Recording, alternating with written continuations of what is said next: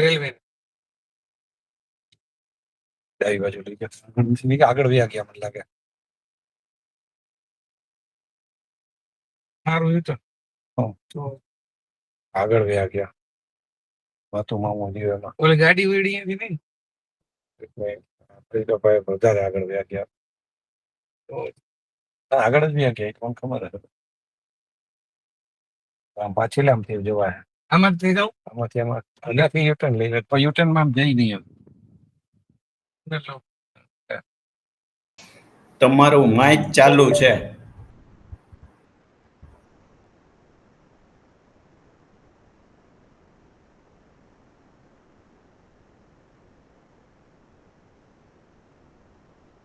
થઈ ગઈ મીટિંગ ચાલુ થઈ ગઈ કે ના બસ હવે ચાલુ કરશું. ઓકે 5 મિનિટમાં ચાલુ કરશું. ઓકે ઓકે કાંઈ વાંધો નહીં.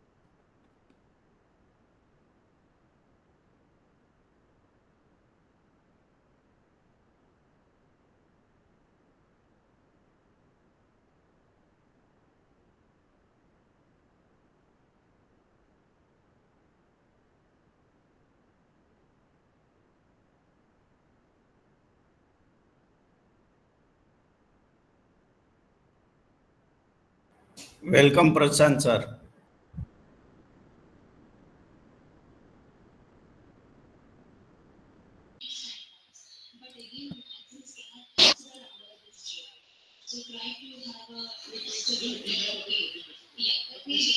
Sir, I think I'm audible now. Chirag sir? Yes, sir. You are audible now. I'm audible, we sir. are starting within 5 minutes, sir. Okay? Chalega, sir. I would wait. Oh, okay, sir. Thank you.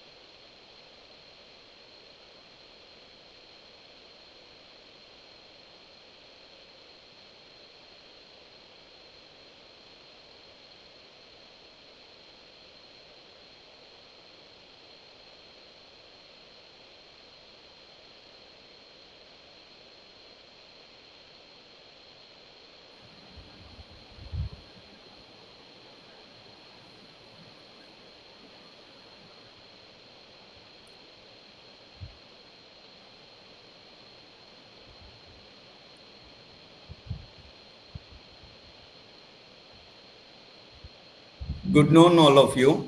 I think we can start now.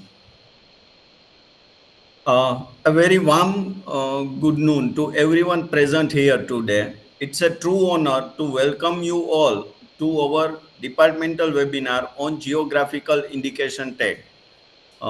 We are specially privileged to have with us our esteemed Vice Chancellor, Professor Utpal Joshi, sir, who have more than 1100 citations in the field of physics, whose continuous support and vision guide our academic endeavor. Uh, a special welcome and thank to our dynamic SPRIHA coordinator, Dr. Ranjan Khoot ma'am, who have more than 700 citations in the field of chemistry and bioscience, under whose guidance this webinar has been organized.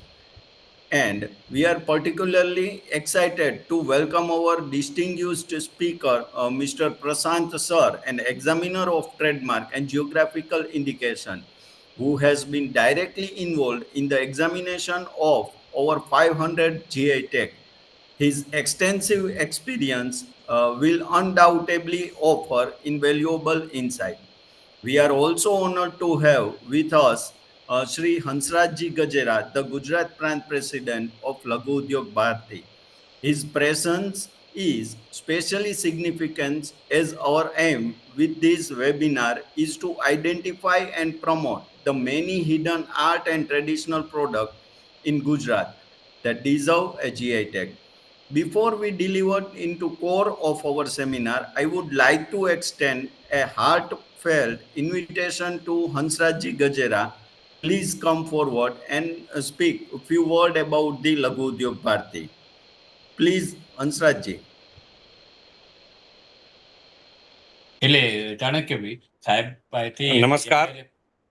Mm, લઘુ ઉદ્યોગ ભારતી છે, આપ જાણો છો કે all India લેવલે અખિલ ભારતીય લેવલે કામ કરે છે કે જે એમએસએમઈના ગ્રોથ માટે કામ કરે છે.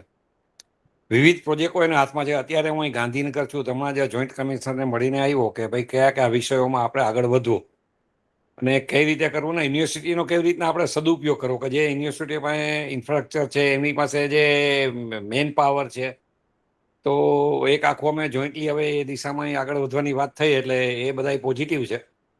સૌરાષ્ટ્ર યુનિવર્સિટી સાથે અવારનવાર અમે લઘુ ઉદ્યોગ ભારતી અને સૌરાષ્ટ્ર યુનિવર્સિટી કામ કરી જ રહ્યા છીએ. તો આપ બધા જે કંઈ આપણા સોર્સિસ છે અને જે કંઈ આપણા દેશ માટે કામ થઈ શકે એ દિશામાં વિચારીએ. અત્યારે સૌરાષ્ટ્ર સંભાગના અમારા પ્રેસિડેન્ટ દિનેશભાઈ ડાંગરિયા પણ છે સાથે. હું અહીં ગાંધીનગર આવેલો છું ને મારે એક અગત્યને આવી જુદી જુદી મિટિંગો એટેન્ડ કરવાની છે. તો સાવલિયાજી કાંઈ બીજું કાંઈ જે કંઈ હોય તો જો મને પરમિશન આપો તો હું આ મિટિંગમાંથી વિદાય લઉં અને અમારે બાકીના તમારે જે કંઈ પ્રશ્નો હશે અમારા દિનેશભાઈને તમે વાત કરશો તો એ તમને બધા પૂર્તતા કરશે જે કંઈ પ્રશ્નો હશે. Ji, ji. Thank you, sir. Okay. Thank you. So, Prashant sir, we can start now, okay? Yes, sir. Thank you. Thank Okay. you, Chirag sir. Okay. And I would thank the Saurashtra University for giving me this opportunity, first of all. And to begin with, okay, मुझे पहले ही माफ़ी मांग लेता हूँ, मुझे गुजराती नहीं आती है. मेरी हिंदी भी थोड़ा ऊपर नीचे हो जाती है एक बार, थोड़ा एडजस्ट कर लीजिए. जितना हो पाएगा मैं कोशिश करूंगा कि आपको वार्तालाप करवा दूं, आपको ये जीए क्या है उसके बारे में थोड़ा जानकारी जो मेरे पास है वो जानकारी मैं आपके साथ शेयर करूं, ताकि वो आप उपयोग करके आपका जो संपत्ति है, गुजरात की संपत्ति है जो हम बोलते हैं, उसको आप प्रिजर्व करने का, उसको लेके आगे जाने का, वो दोनों आप कर पाए. तो with that Chirag sir, can I have a PPT? मैं पीपीटी शेयर कर सकता हूँ क्या यहाँ से? Yes, sir.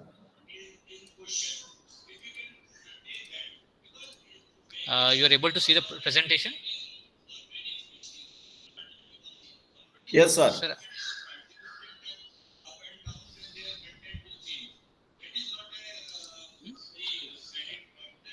जब आपको पूरा दिख जाता है एक बार बोल दीजिए सर जी. Yes, sir. दिख रहा है सर. आप उसको मैक्सिमाइज कर दो प्लीज. अब अभी कर दिया हूँ, देखिए आ रहा है क्या? हाँ जी. आ गया है ना? यू आर एबल टू सी ना? हाँ जी. Yes, yes, yes, sir. Yes. जब भी हम जीआई के बारे में बात करते हैं, ये जीआई क्या है? ओके, जीआई उस चीज के लिए हम मान्यता देते हैं। एक सेकेंड सर, एक ही सेकेंड। सर ये स्मॉल स्क्रीन में ही विजिबल है सर, अभी अच्छा फुल स्क्रीन में विजिबल नहीं है सर। अच्छा, मैं करवा दिया हूँ अभी। यस अभी सही है ना? अभी yes yes, it's okay okay.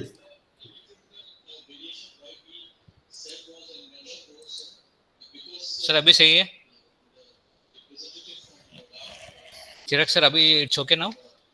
Yes, sir. Yes, sir. Okay, तो व्हाट इज जीआई? पहले जीआई क्या होती है हम वो समझ लेते हैं। Okay, geographical indication. ओके, सी हमारे यहाँ आईपीआर बोलते हैं, इंटेलेक्चुअल प्रॉपर्टी। तो इंटेलेक्चुअल प्रॉपर्टी में this is one of a type of IPR. जैसे वी हैव पेटेंट है, ट्रेडमार्क है, कॉपीराइट है, एंड बाकी अदर दो तीन है, सेमीकंडक्टर है, वो सभी हमारा जो आईपीआर है उसमें एक आती है। उसमें एक आईपीआर है जो हमारा ज्योग्राफिकल इंडिकेशन है। ये ज्योग्राफिकल इंडिकेशन मतलब क्या है? ओके, एक निर्दिष्ट जगह से एक वस्तु आती है एंड उस वस्तु का पहचान उस जगह से और उसका जगह से ओरिजिनेट होने के वजह से उसमें कुछ गुण होते हैं which makes it unique. Okay, उसका कुछ कैरेक्टरिस्टिक्स में विभिन्नता आती है which makes the product unique किया जाता है। फॉर एग्जांपल मैं बोलता हूँ, अगर एक आपका यहाँ गिर केसर मैंगो है, जो गिर केसर मैंगो है जो गिर जगह में जो उगाया जाता है ना, उसी में वो कैरेक्टरिस्टिक्स आती है। अगर मैं वही केसर मैंगो, गिर का केसर मैंगो में आके मेरा बगीचे में अहमदाबाद में उगाऊंगा, मुझे आम मिलेगा लेकिन वो उसमें भी केसर का गुण आएगा, लेकिन जो गिर केसर में जो खासियत है वो नहीं इसमें दिखेगा, क्योंकि ना द क्लाइमेटिक कंडीशन उसमें एक इम्पैक्ट होती है जिसका प्रोडक्ट की वजह से उसके लिए, जिसके वजह से वो एक यूनिक कैरेक्टरिस्टिक्स हो जाती है। So this is the main thing जब हम जीआई के बारे में करते हैं कि उस प्रोडक्ट का इम्पैक्ट होना चाहिए कि क्लाइमेट के ऊपर, कि एक प्रोडक्ट है उसका जो क्लाइमेटिक कंडीशन एनवायरमेंटल फैक्टर सभी उस प्रोडक्ट को इम्पैक्ट करना चाहिए ताकि वो प्रोडक्ट वहां से आ जाए। जब आता है तो उसमें कुछ चीज उसमें उभर के आती है जो बाकी जगहों में नहीं मिलती है। फॉर एग्जांपल जब हम अल्फांसो मैंगो का बात करते हैं जो कोंकण रीजन में अवेलेबल होती है ना, उसी जगह में जो अल्फांसो आम मिलती है ना, हम उसी को क्यों इम्पोर्टेंस देते हैं, या उसको ही हम अगर मार्केट में जाते हैं तो हम क्या करते हैं, हमें कौन सा आम चाहिए, हमें आपूस चाहिए, कहाँ का, कोंकण वाला, क्यों हम बोलते हैं? क्योंकि अगर वहाँ का जो मिलता है ना वही चीज़ को हम प्रोमिनेंसली देते हैं। सी जीआई क्या है? जीआई आपका एवरीडे का लाइवलीहुड में भी आप देख सकते हैं जीआई के बारे में। Okay, when you see livelihood में क्या बोलता हूँ, सुबह से लेकर रात तक जीआई आप हर जगह पे मिलेगी। आपका खाने का चीज़ में, आप जो पहनेंगे पहनावा में, आप घर में शोपीस जो रखते हैं ना उसमें, बाहर जो पत्थर है वो सभी जीआई का क्या है, प्रोडक्ट्स है। तो उस प्रोडक्ट्स को हम कैसे बोलते हैं? अगर आपका घर में कुछ शादी है, अगर गुजरात में शादी होती है, आप कौन सा साड़ी पसंद करते हैं? You would prefer for Patan Patola, नहीं गढ़चोला। बाकी जगहों में अगर इफ इट्स साउथ इंडियन, हम क्या करते हैं, हम कांचीपुरम पूछते हैं या मैसूर सिल्क बोलते हैं। नॉर्थ इंडियन वाले, राजस्थान वाले कोटा डोरिया पूछते हैं, नहीं तो बनारस पूछ सकते हैं। सो वैसे एक निर्दिष्ट जगह से इस चीज़ को, कोई भी ब्रांड एम्बेसडर नहीं है, लेकिन हम जानते हैं इस प्रोडक्ट के बारे में। कैसे जानते हैं? क्योंकि एक कला, उसकी पहचान, उसका गुणवत्ता फ्रॉम सालों साल से हमारे साथ जुड़ के आई है। It has become a part of our livelihood. Okay, इसके लिए कोई ब्रांड नहीं है। अगर आप ये जो भी जीआई चीज़ देखते हैं, एक कोई इंडिविजुअल नहीं उसको क्या क्या इन्वेंट नहीं किया है, it has been a community right. एक कम्युनिटी क्यों बोलता हूँ ना, अगर आप देखिए जो भी जीआई चीज़ लेंगे ना, एक इंडिविजुअल बंदा नहीं बना रहा है, एक कम्युनिटी बना रही है। कम्युनिटी जब मैं बोलता हूँ तो पूरा समूह जो उस निर्दिष्ट जगह में होता है, ये वो कुछ वीवर कम्युनिटी हो सकता है, जो बेचने वाले हो सकते हैं, सभी आ जाते हैं। हिंदू हो सकता है, मुस्लिम हो सकते हैं, क्रिश्चियन हो सकते हैं, सभी उस जुट में आ जाते हैं जो इसको बनाते हैं। तो that is what we call it as an community GI में। ओके, तो उसको हम क्या करते हैं, हम करते हैं।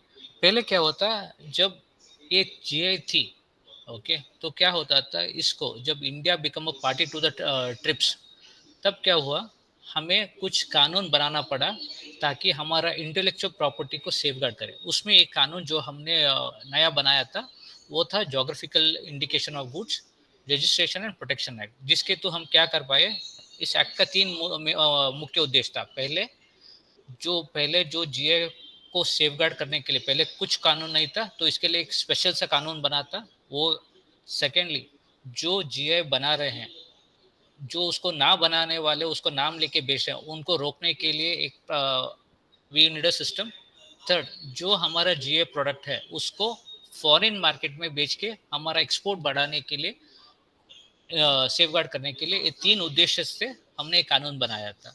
ओके, तो ये कानून जब बना था इन 1999 में बना था, but it came into force from September 15 2003 में ये आई। एंड जीए का कानून के हिसाब से, as per this law, this with the all in this office was set up with Chennai with an all India jurisdiction। जो भी आवेदन हमें करना है जीए के माध्यम से, वो आवेदन सिर्फ चेन्नई का ऑफिस में आप कर सकते हैं, क्योंकि चेन्नई ऑफिस में उसको ऑफिस को स्थापित करके with an all India jurisdiction हमने उसको प्रदान किया है। मेरी हिंदी उतना अच्छी नहीं है, तो थोड़ा एडजस्ट कर लीजिए। ओके, अरे नहीं सर, प्लीज। नहीं, मुझे ही पता चल रहा है कि अच्छा नहीं बात कर रहा हूँ अलग बात है। नहीं नहीं नहीं सर, बेस्ट है तो सर, जो कानून please। के हिसाब से, जो इस कानून में there are certain important portions है। क्या इंपॉर्टेंट पोर्शंस है कि इसका यूनिक डेफिनेशन है। So when we see the definition, जो हमारा यहाँ का डेफिनेशन है जीआई का, हमें इंपॉर्टेंस किसके लिए दिया है? हमारा एग्रीकल्चर गुड्स, नेचुरल गुड्स और हमारा मैन्युफैक्चर्ड गुड्स। मैन्युफैक्चर्ड में हमने किसको इंपॉर्टेंस दिया है? हमारा टेक्सटाइल्स और हैंडीक्राफ्ट। क्यों हमने इन दोनों को दिया है इंपॉर्टेंस? मतलब क्योंकि if you look into the scenario, हमारा जो, अगर आप देखते हैं ना, फ्रॉम द रूरल सेटअप में, we are mainly backed by rural economy. तो उसमें इंपॉर्टेंस कहाँ जाती है? एक एग्रीकल्चर के लिए जाती है, एक एग्रीकल्चर एंड अलाइड इंडस्ट्री पे जाती है, जिसमें हमारा हैंडीक्राफ्ट एंड हैंडलूम आते हैं। ओके, इनको हमको सेफगार्ड करने के लिए हमने क्या किया था? हमारा डेफिनेशन को एक वाइडर डेफिनेशन दिया था, ताकि उसको भी हम इंक्लूड कर पाए। एंड हमने क्या किया था? एक यूनिक प्रोसीजर किया था जीए का कानून के दायरे के अंदर, कि जब भी एक आवेदन हमारे पास आती है, हम उसको परिशीलन करेंगे, ऑफिस एक परिशीलन करेगा, फिर उसके बाद क्या करेगी? एक कमेटी को गठन करेगी। वो कमेटी क्या करेगी? उसको परिशीलन करेगी कि जीए का मानदंड में आता है नहीं आता है। फिर क्या करेगा? उस एप्लीकेशन को हम पब्लिश करेंगे गजेट में, ताकि 4 महीने के बाद अगर किसी को तकरार करना है, कोई भी हो सकता है, अगर इंडिया का एप्लीकेशन हम नोटिफाई करते हैं तो बाहर के देश वाले भी, फॉर एग्जांपल जब हमने बासमती एप्लीकेशन को आवेदन ने हमने पब्लिश किया, तो पाकिस्तान से भी ऑब्जेक्शन आया था। तो ऐसे होती है कि हम जब आवेदन करते हैं तो देश भर या दुनिया भर से भी ऑब्जेक्शन उस एप्लीकेशन को दे सकते हैं। ओके, वो एक प्रोसीजर होता है। उसके बाद हमने क्या किया? अगर 4 महीने के बाद वो हमने एक सर्टिफिकेट इशू करते हैं कि ये जीए पंजीकरण हुआ है बोल के। नेक्स्ट हमने इस एक्ट के अंदर एक बड़ा सा एक क्या बोलता है, ये इम्पोर्टेंट एस्पेक्ट था। कौन सा था? कि कॉन्सेप्ट ऑफ अथर यूजर्स। जो भी ये जीए को बनाते हैं, अभी हमने जीए को सेफगार्ड कर दिया, तो इसको जीए को बनाने वाले को हमने सेफगार्ड कैसे किया?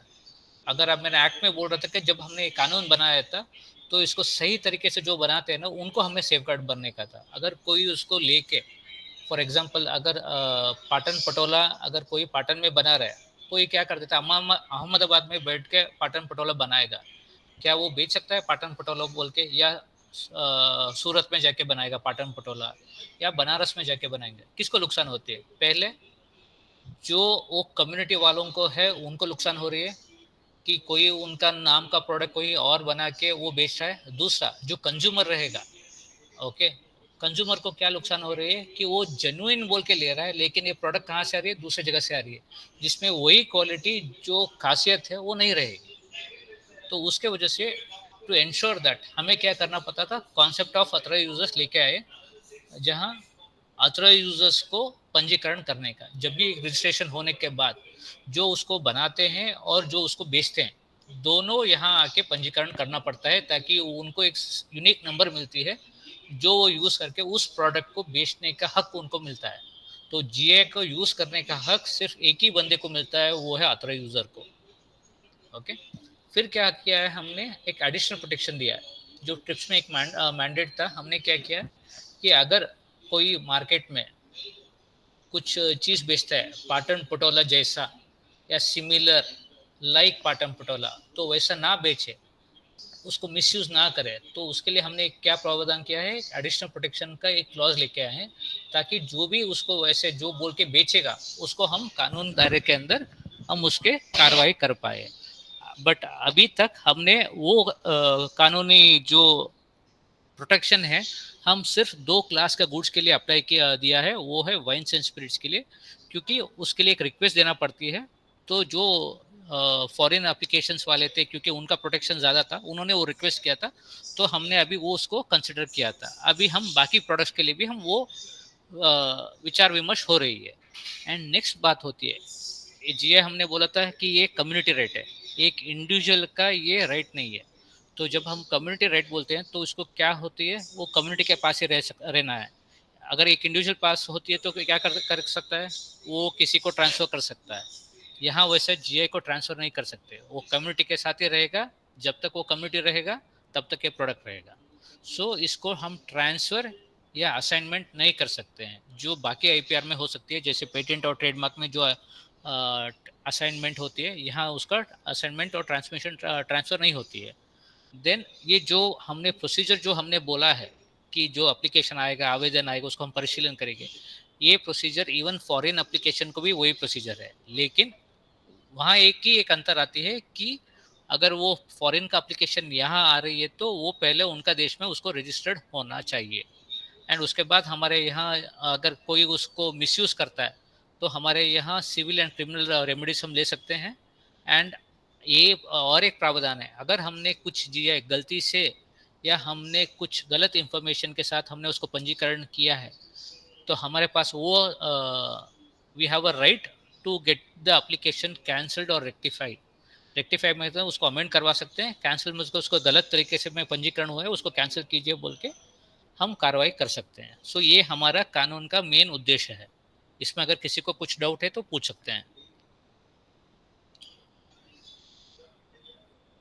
Okay No, sir. Okay. And जो जैसे मैंने बोला था कि हमारा एक यूनिक डेफिनेशन है, तो हमारा डेफिनेशन ये बोलता है कि द प्रोडक्ट जीए क्या होती है, इट इंडिकेट्स कि दैट एक प्रोडक्ट जैसे इंग्लिश में ही बोल देता हूँ, it's an indication which identifies कि ये product is originating from a particular geographical area. Okay, and which those product can be either manufactured or natural goods which has to be originating from a particular geographical area where a given quality, okay, उस चीज़ का एक quality के साथ, उसका reputation के साथ और उसका सभी अदर कैरेक्टरिस्टिक्स उस जगह के साथ जुड़ना पड़ेगा। Okay, but in case of manufactured goods कोई भी एक प्रोसेस बनाने का it can happen in that region में होना चाहिए। फॉर एग्जांपल इसमें हमारे यहाँ 2 प्रोविजंस है। एक प्रोविजन में क्या होती है कि अगर इधर एग्रीकल्चर नेचुरल एंड मैन्युफैक्चर्ड है तो पूरा प्रोसेस उसका मैन्युफैक्चरिंग पूरा एक ही निर्दिष्ट जगह में होना है, एंड उसका जो गुण है, उसका रेपुटेशन है, उसका कैरेक्टरिस्टिक्स है, उस जगह के साथ संबंधित होना है। लेकिन अगर वो मैन्युफैक्चर्ड चीज़ है, उसमें एक हमने एग्जम्पशन दिया है कि अगर उसमें जो मैन्युफैक्चरिंग प्रोसेस का एक भी प्रोसेस उस निर्दिष्ट जगह में हुआ तो वो हम जीआई में लिए मान सकते हैं। फॉर एग्जांपल मैं आपको एग्जांपल बोलता हूँ, अगर मैं गिर केसर मैंगो बोलूँगा, उसका जो ग्रोइंग पैटर्न है वो प्लांट और ग्रोइंग सिर्फ गिर रीजन में ही होना है। लेकिन अगर मैं पाटन पटोला का बारे में बात करता हूँ तो जरी आ सकती है सूरत से, सिल्क आ सकती है बाकी जगहों से, बैंगलोर से आ सकती है या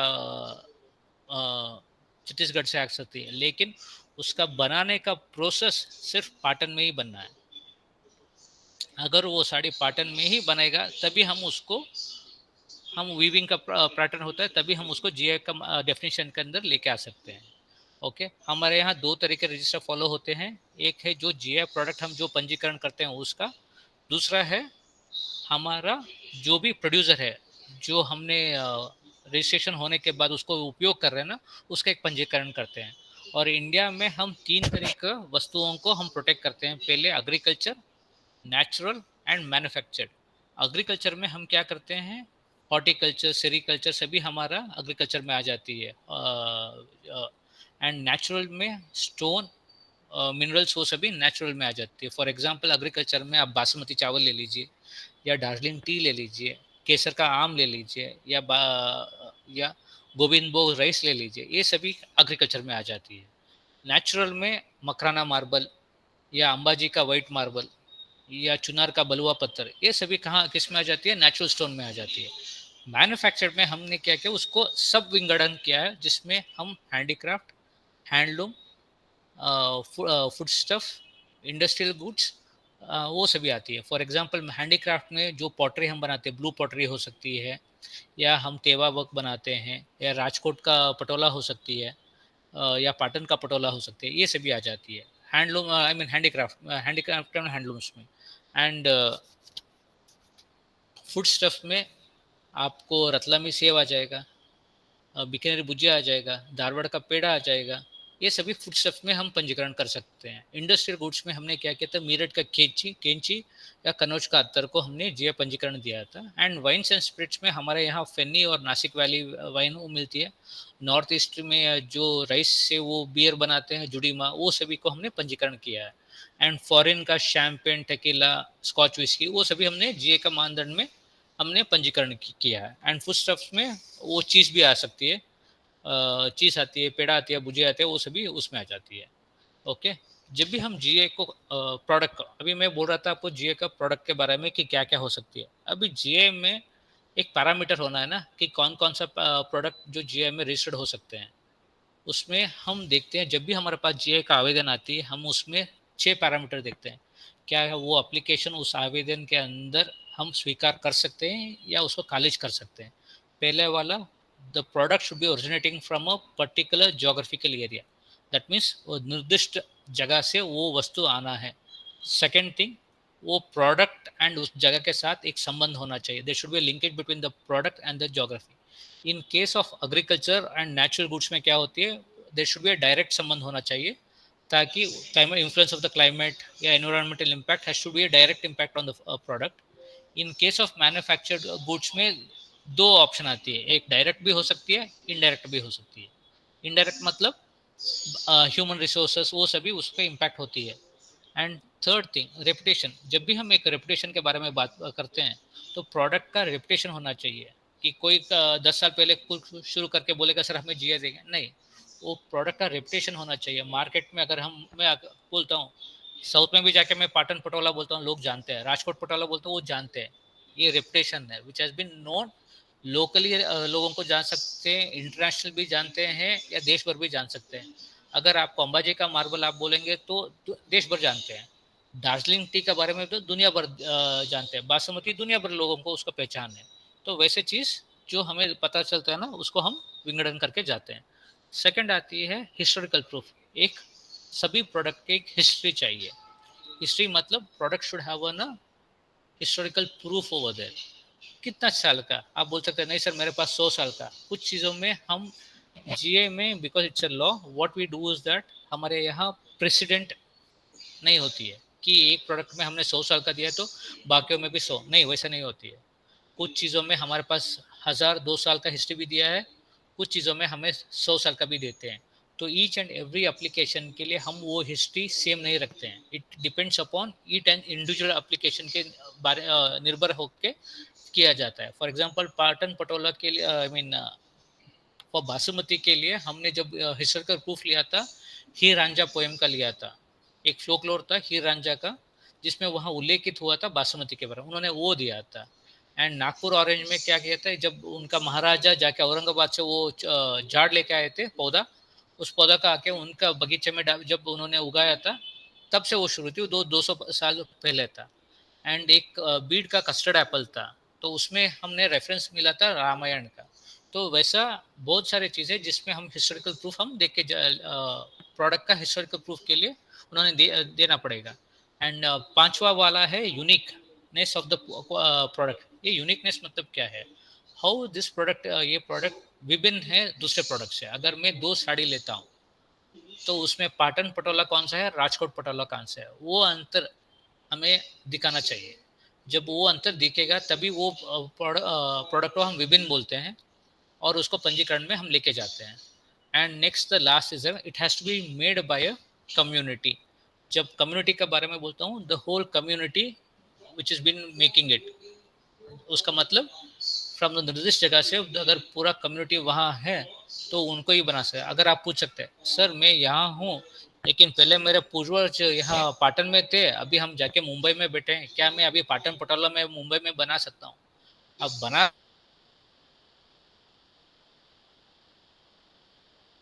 सकते हैं लेकिन उसको पाटन साड़ी बनाने में आपको तकरार, we are not objection, but उसको पाटन पटोला बोल के बेचने में आपको तकरार आ गई, क्योंकि जो पाटन वो क्लाइमेटिक कंडीशन के इम्पैक्ट से जो होती है ना, उसी को सिर्फ आप पाटन पटोला बोल सकते हैं.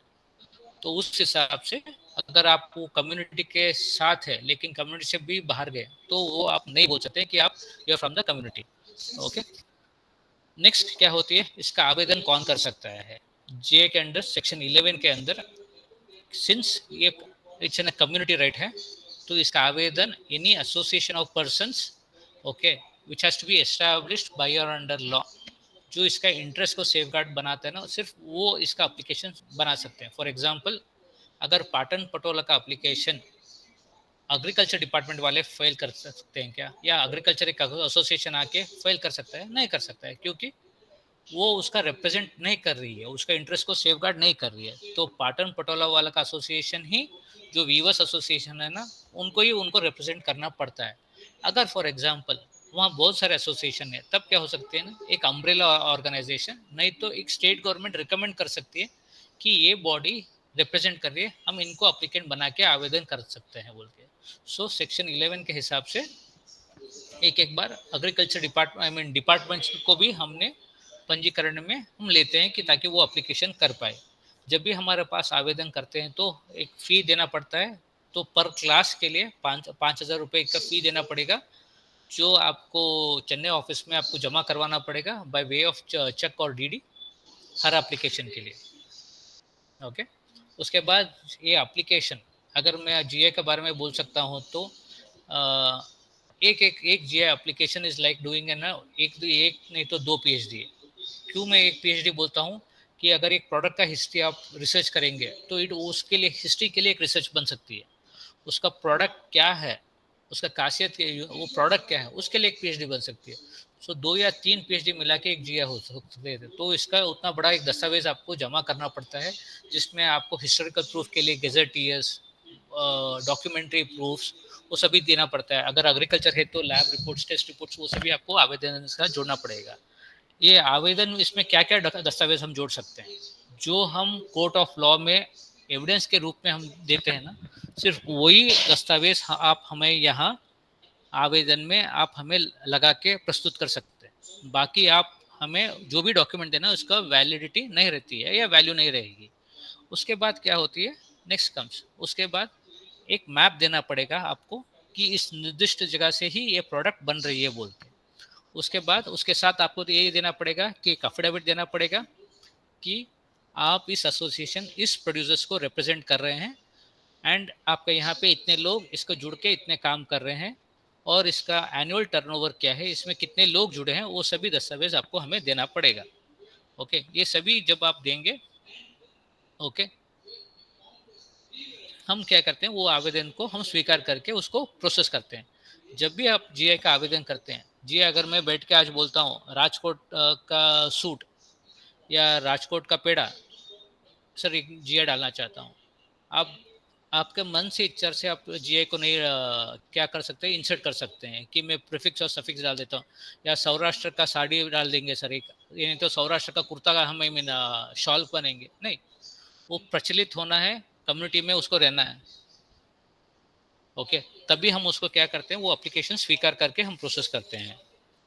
उसके बाद क्या होती है कि जो आवेदन हमारे पास आती है, हम उसको जब भी हम जीए के बारे में बोलते हैं कि 2 तरह के जीए होती है. एक में क्या होती है, निर्दिष्ट जगह का नाम आगे नहीं तो पीछे लगाया जाता है. फॉर एग्जांपल प्रीफिक्स और suffix of a geographical name. For example Patola में पाटन या राजकोट का नाम पहले आ चुकी है, एंड मूगा सिल्क में आसाम का नाम, मूगा सिल्क ऑफ आसाम, ये बाद में आती है. तो वैसा चीज़ हम आगे पीछे जो हम उसका जगह के साथ जुड़ना चाहिए, तभी हम उसको क्या बोलते हैं, डायरेक्ट जीआई बोलते हैं. कुछ जीआई वैसा होती है जिसमें सिर्फ आप वस्तु का नाम बोलते हैं लेकिन उस जगह के साथ वो संबंधित हो जाती है। जैसे हम मैं बोलता हूँ पुलकारी, तो लोग बोलेंगे सर ये पंजाब और हरियाणा रीजन से आई होगी, इसके लिए वो उसी रीजन का है, तो वो हो जाती है। नहीं तो फेनी, अगर जैसे हम फेनी बोलेंगे लोग उसको जुड़ेंगे गोवा के साथ। And alphonso Konkan region of India के साथ, उसके साथ हम जोड़ते हैं। तो इसमें जगह का नाम देना जरूरत नहीं है, लेकिन वो प्रोडक्ट का नाम बोलते ही वो जगह के साथ संबंधित हो जाती है। या ओके। एंड ये है प्रोसेस। जब भी हमारे पास एक आवेदन आती है हम उसको क्या करते हैं, परिशीलन करते हैं। आप यह आवेदन यहाँ फिजिकल ऑनलाइन भी कर सकते हैं या ऑफलाइन भी कर सकते हैं। जो भी आवेदन हमारा ऑफलाइन आएगा उसको हम क्या करते हैं, स्कैन करके हमारा वेबसाइट पे हम अपलोड करते हैं ताकि वो पब्लिक को देख पाए। एंड एप्लीकेशन आने के बाद वो फी लेने के बाद हम एक रिसिप्ट जनरेट करते हैं जिसमें उसके ईच एप्लीकेशन को एक यूनिक नंबर मिलती है, जो वो number would be there for the eternity तक, वो नंबर चेंज नहीं होगी। एंड वो एप्लीकेशन जब हमारे पास वो आवेदन आती है ना, हमारा यहाँ का एक एग्जामिनर क्या करता है, उसको परिशीलन करेगा कि उसमें जो कमियां हैं कानून के, जो as per hour act and rules के हिसाब से अगर कुछ कमियां हैं हम उसको हाईलाइट करके उनको ये रिपोर्ट देते हैं ताकि उनको उस कमियां को वो सही कर पाए। एंड उनको 1 महीना का टाइम देते हैं, अगर वो चाहे तो वो 1 महीना 2 महीना भी कर सकते हैं bye paying of a fee of 900 rupees. उसके बाद हम क्या करते हैं, वो आवेदन स्वीकार होने के बाद हम क्या करते हैं, उनका रिप्लाई आने के बाद वो हम उसको परिशीलन कर देंगे। अगर उसमें कुछ कमियां हैं तो एक शोकॉज हियरिंग हो जाती है अप्लीकेंट के साथ कि इसमें ये कमियां हैं, आप थोड़ा जो पहले हमने आपको रिपोर्ट दिया था इसमें आपने ये कमियां अपने सही तरीके से नहीं सेटिस्फाई किया है, प्लीज़ रेक्टिफाई द सेम। उसके बाद हम कहते हैं अगर पूरा सेट होने के बाद, पूरा डॉक्यूमेंटेशन सही होने के बाद इस एप्लीकेशन को एक कमिटी का आगे हम गठन करते हैं ताकि वो एप्लीकेंट आके उसका एप्लीकेशन के बारे में प्रस्तुत करे। एंड इसके लिए उन जो एप्लीकेंट जो कमिटी फॉर्म होती है उसका खर्चा पूरा गवर्नमेंट भरती है। फॉर एग्जांपल उनका आने जाने का, फ्लाइट फेयर, होटल फेयर, सभी टैक्सी, खाने सभी का, it is all borne by the government. तो एप्लीकेंट को कुछ नहीं करना है, उसको सिर्फ आके मीटिंग अटेंड करना पड़ता है, जाके जहाँ आके उसको अपना प्रस्तुति देना पड़ता है। ओके। उसके बाद एक रिपोर्ट इशू हो जाती है प्रस्तुति होने के बाद, क्या ये जीए हो सकती है नहीं हो सकती है। अगर हो सकती है तो ये पब्लिश हो जाती है, जो ये मैं पहले ही बोला था इसके बारे में। उसके बाद क्या होती है, अगर ओपोजिशन है तो जो बाकी आईपीआर के साथ है, आईपीआर में होती है ऑब्जेक्शंस होती है, जहां आपको पहले नोटिस ऑफ अपोजिशन देना पड़ता है, फिर उसके बाद में आप रिटर्न स्टेटमेंट देना पड़ेगा, उसके बाद आपको एविडेंसेस सबमिट करना पड़ेगा, उसके बाद हियरिंग होती है, हियरिंग के बाद ऑर्डर इशू होती है। एंड जो भी ऑर्डर हम इशू करते हैं इसका appeal can be done before only before ना high court. Okay. So all any order of ours ना, उसका अपीलेट अथॉरिटी कौन है, हमारा हाई कोर्ट है। ओके। जब भी हम एक रजिस्ट्रेशन पंजीकरण होने के बाद 4 महीने का जो पब्लिकेशन पीरियड होती है ना, वो खत्म होने के बाद हम क्या करते हैं, एक जीआई का सर्टिफिकेट इशू करते हैं। जो ये सर्टिफिकेट जो हमारी लास्ट ईयर 3 या 4 साल पहले ये सर्टिफिकेट हम देते थे, लेकिन अभी हमने इसका डिज़ाइन हमने चेंज कर चुके हैं, लेकिन content are the same but only the design features have change. But this is the registration certificate which we issue. इसमें हम ये बोलते हैं इसका अप्लीकेंट कौन था, ये कौन सा प्रोडक्ट के लिए पंजीकरण हुआ था, एंड उसका निर्दिष्ट जोग्राफिकल एरिया क्या है, एंड उसका लोगो के साथ हम उसको देते हैं ताकि ये वो उपयोग करे। ओके। एंड ये रजिस्ट्रेशन का validity is for 10 years. Now we are working for the amendment के लिए हम काम कर रहे हैं ताकि हम उसका 1 second sir, sorry 1 second.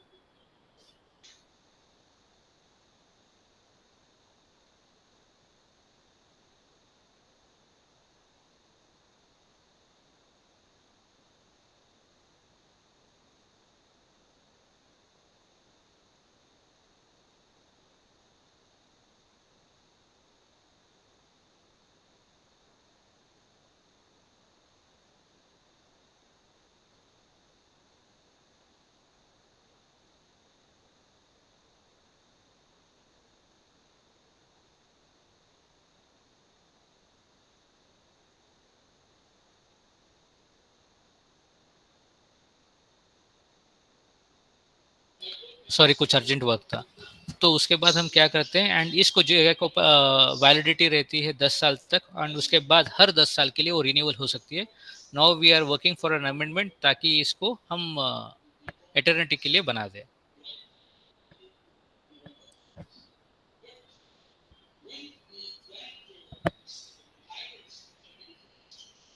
And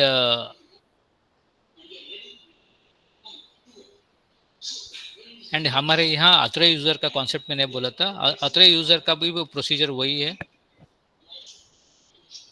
okay, जिसमें there is no changes in the registration procedure, लेकिन उसमें एक ही है कि in case of a producer जो उसको उत्पाद करता है वो उनको उसी निर्दिष्ट जगह से ही आना पड़ेगा. लेकिन अगर कोई ट्रेडर है तो he can be from the वो अगर वो ट्रेडर है तो वो उसको एक कंडीशन है, वो कहीं से भी इंडिया में कहीं से भी हो सकता है, लेकिन उसको उसी जो मैन्युफैक्चरर है उन्हीं से उसको प्रोडक्ट लेना पड़ेगा. अगर वो पाटन पटोला बेचना चाहता है तो पाटन से ही उसको लेना पड़ेगा. जो लोग उसको बना रहे हैं उन्हीं से वो लेके उसको आगे लेके बेच सकता है.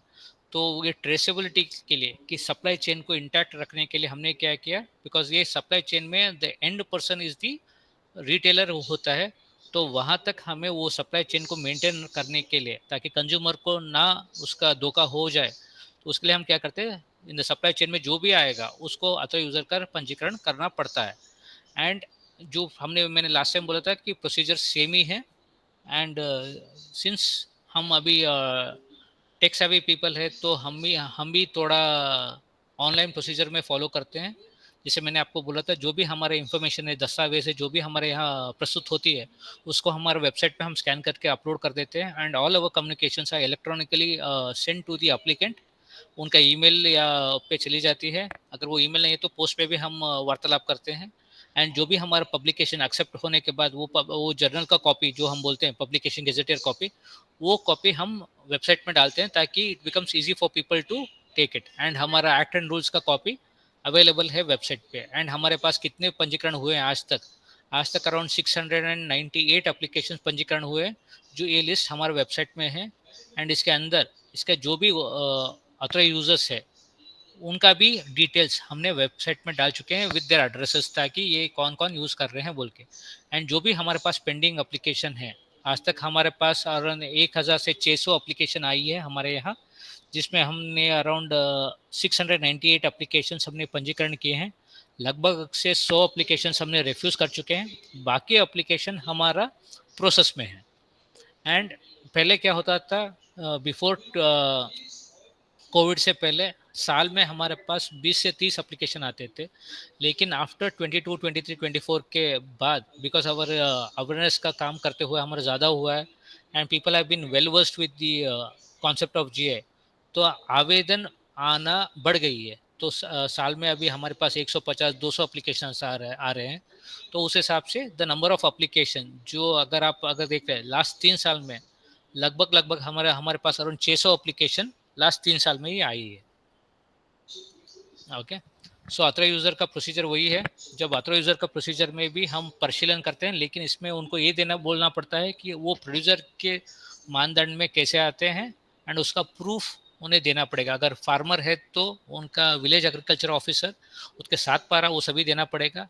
अगर वीवर है तो उसका लूम का रजिस्ट्रेशन, एंड उसका अगर आर्टिजन है तो उसका आर्टिजन कार्ड, वो सभी उसको देना पड़ेगा. ओके, एंड इनका भी वैलिडिटी है. पहले इनका एप्लीकेशन फॉर्म की फ़ी थी 600 रुपये, अभी हमने उसको घटा के 10 रुपये कर दिया.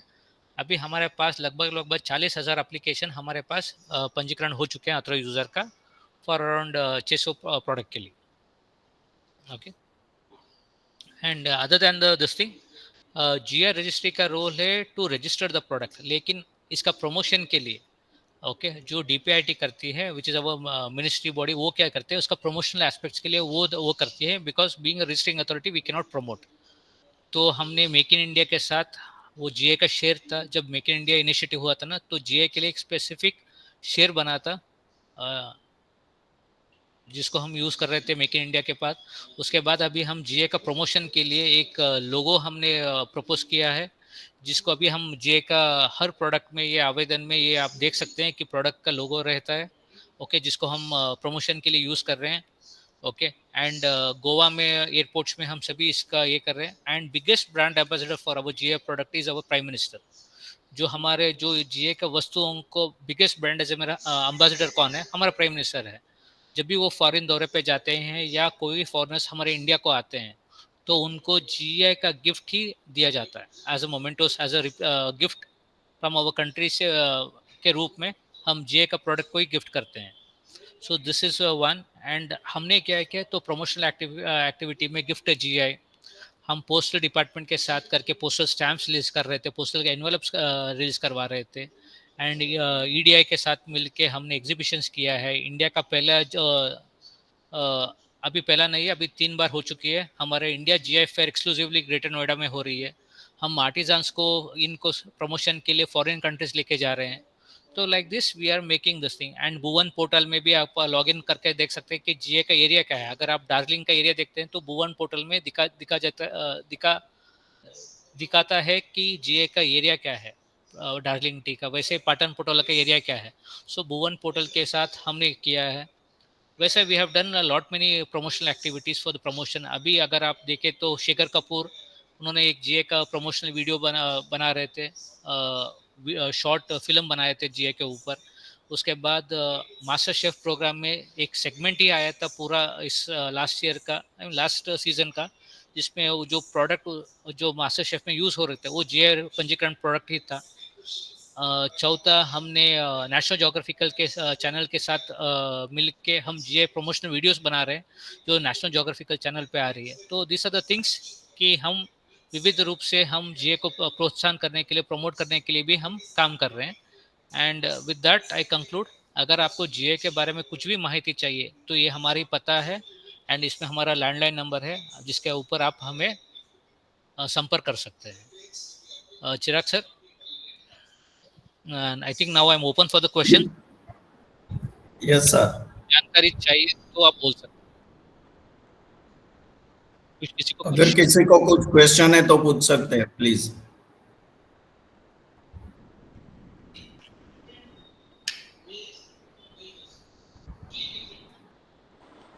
हेलो या हितेश सर प्लीज या मेरा क्वेश्चन ये ज़्यादातर मैंने जहाँ देखा है जीआई टैगिंग वो ऐसी चीज़ों के लिए होती है जिसका कमर्शियल वैलिडेशन है कहीं तो आप उसका कमर्शियल यूज़ कर रहे हैं पर ऐसा भी हेरिटेज है जो जिसका शायद कोई कमर्शियल योग्यता या मार्केट नहीं है जैसे कि कोई एक कंस्ट्रक्शन टेक्निक है कच्छ के रेफरेंस में ही देखें तो कच्छ का एक क्योंकि मैं आर्किटेक्ट हूँ इसलिए आर्किटेक्चर के रेफरेंस में पूछ रहा हूँ वहाँ पे ये जो भूंगा बनते हैं उसका बांधने का तरीका बहुत ही सेक्युलर है तो क्या ऐसी चीज़ों को भी जीआई टैगिंग कर सकते हैं नहीं सर हम जीए में सिर्फ गुड्स को रजिस्ट्रेशन कर सकते हैं सो उसमें ये नहीं आती है ना वो हाँ वो कंस्ट्रक्शन प्रैक्टिस है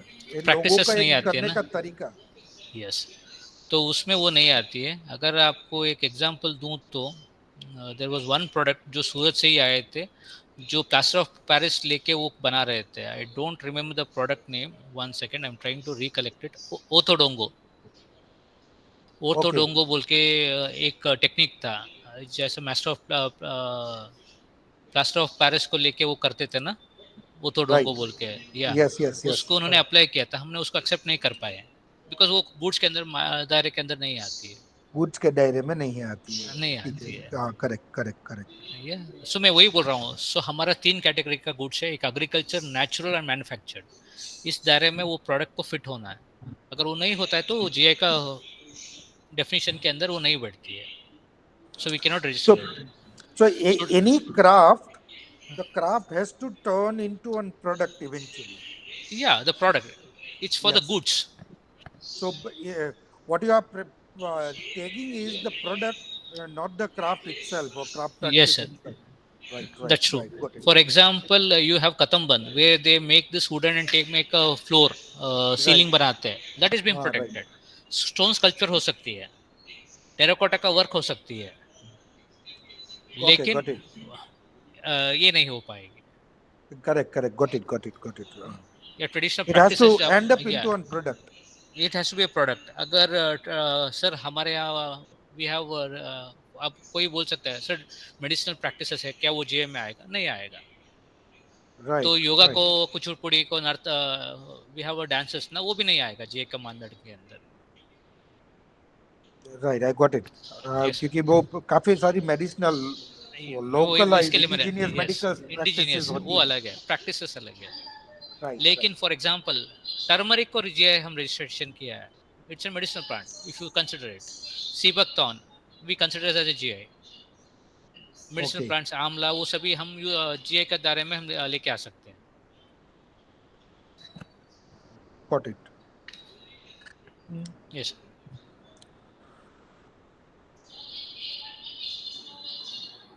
एनीवन एल्स?